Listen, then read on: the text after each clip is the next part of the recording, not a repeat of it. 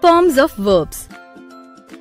Verbs in English language have 5 forms. They are base verb, simple present tense, present participle, simple past tense, past participle with helping verbs. The base form is the root word with no ending attached. It functions in the simple present forms for all persons and numbers. The base form and the simple present tense are mostly identical.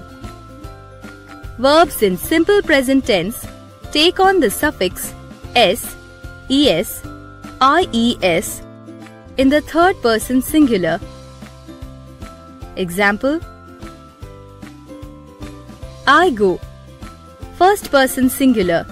She goes, third person singular. Past participle verbs have various endings. The past participle form is used with has, have and had to show perfect tenses. For example, I have done my work. The past participle form of a verb is also used with other helping verbs in passive voice sentences. For example, the clothes were hung by me. The work was done by me.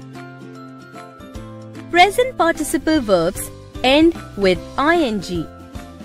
For example, the clothes are hanging on the clothesline. Let us revise all the verb forms. For some verbs, the simple past and the past participle remain the same. For example, for the words burn and catch.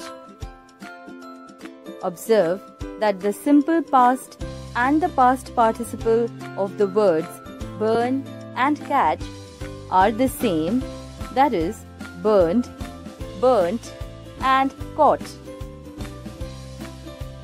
For some verbs, the simple past and the past participle remain the same as the base form.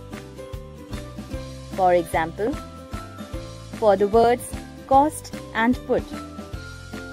Observe that the simple past and the past participle of the verbs cost and put remain the same as the base form. For some verbs, the simple past is regular, but the past participle is irregular. For example, for the words mow and show. Here, the simple past forms mowed and showed are regular, while the past participle forms mown and shown are irregular. For some verbs, the simple past and the past participle differ.